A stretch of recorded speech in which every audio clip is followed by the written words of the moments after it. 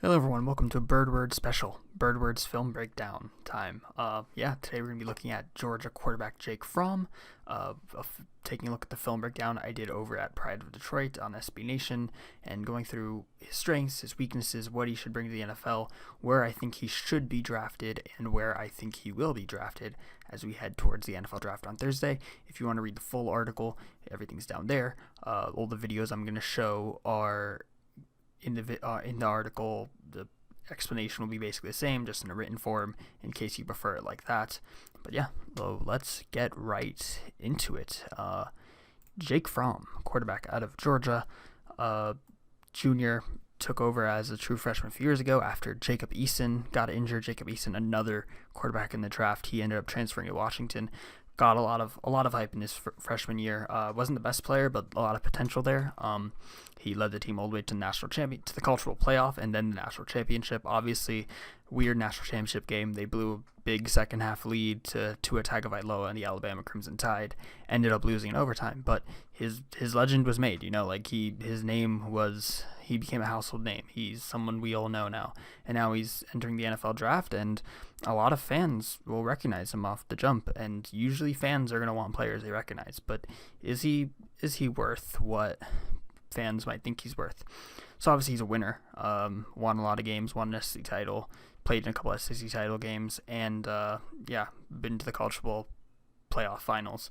But overall, he statistically wasn't really the best quarterback in 2019. If you look at his numbers here in the SEC, he was, above average, but middling. Obviously, the SEC isn't like the easiest conference to play in, but it's not like there's a ton of quarterback talent there. Obviously, Tagovailoa and Burrow are there, but after that, not really much in the SEC. So the fact that he isn't even third in any major category is kind of a problem. The fact that he couldn't compete with Tagovailoa or Burrow in any category is kind of a problem. Tagovailoa didn't even play half the year, and Fromm still couldn't statistically keep up with him in some spots, even nationally. Again, he's not in the top 30 in any major categories. Interceptions, these are reversed, so him being 96 is actually good, but even then, it's not like he was turnover averse. He didn't commit a ton of turnovers, but he wasn't like a turnover averse quarterback either, if that makes sense. 58th in passer rating, 30th in touchdowns, 46th in yards, 75th in completion percentage. Just fine numbers, not terrible, but nothing special, nothing that screams like this is a guy that can really succeed at the next level. And then you have to consider who he played with. He played on an incredibly talented University of Georgia team, 5 stars running around all over the field. DeAndre Swift, the running back, absolute monster, really makes it easy for Jake Fromm having a guy like that playing next to you. Elite defense, who also, a quarterback can really get a boost from the defenses playing on the other side from him, helps set him up for a lot. So yeah, Jake Fromm, not the best statistically, but he did show a few things on film. So this is a cut of all of his, I believe this is the touch throws, right? Yeah. So yeah, Jake Fromm, he's really, really good at throwing with touch. He can drop the ball in the bucket, right when the running back, let me cut that back a little bit. Right as the running back breaks free, he anticipates the throw. So he anticipates a running back coming three and drops it right above the defender to him. This one, defender in the receiver's face. Let me go back a little. Defender in the receiver's face, not much room there. He kind of has to put it right above, right on the face of the defender, basically, so his wide receiver can make the catch. And he does that perfectly from about 20-something yards outside the numbers, too. This is a very far, very hard throw he makes here. And against Notre Dame, too, pass rush right there in his face. A great cornerback. I'm not sure who the corner is, but, great coverage there at least. And, yeah, he just drops it right over the guy's head, puts it in a spot where his receiver can go up and get it and trust his man. Throws like that are great. They translate to the NFL level. Here, downfield against LSU. Again, these defenders didn't do the best job, but they didn't really do a particularly bad job either. They managed to stay right with their guy, especially the defender who lost a step, he's still in position to potentially block off a throw, but Fromm drops it right over his head. It's tough. You have to get it over this defender, but you also have to get high enough to get over this defender, but you have to get it low enough that it comes back down to your receiver, and he's quite good at that, especially when going downfield. Receiver dropped it there, but that's the receiver's fault, not Fromm's fault.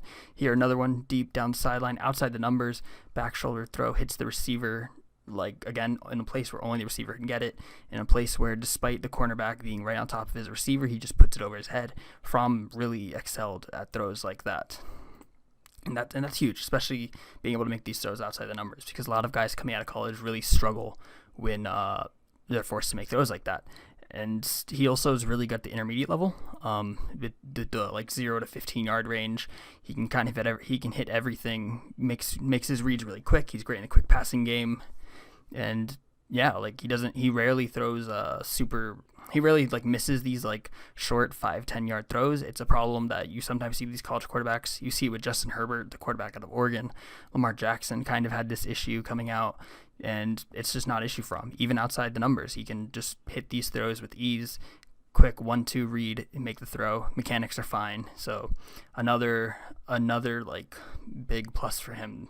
And it also like helps avoid like making dumb turnovers. You know, like he's not going to miss these throws in traffic, because a lot of these throws you miss, you overthrow the guy or you throw behind him, there's usually a defender there, and that leads to a turnover. So not messing up those throws is pretty big, especially for a younger quarterback. Also very good with pressure in his face. Georgia was really the Bulldogs are fine leaving a free rusher on a lot of these plays, and Fromm would just beat them up. I think that play shouldn't have been in there, but yeah, like, so guy pressing right up on him, keeps his cool, stays calm, knows where his outlet is, knows where his receivers are, doesn't need to panic, doesn't need to like run around in the pocket for a bit like a lot of other quarterbacks do, and just makes the play.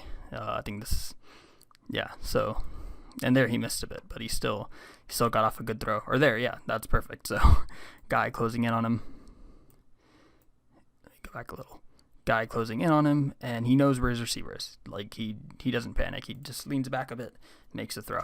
So stuff like that shows that he understands position, shows he understands the offense he's in, shows that he knows how to keep calm when things get stressful, shows that he can make throws even when he needs to beat coverage. Huge pluses for a young quarterback, because a lot of quarterbacks can't do this coming out of college.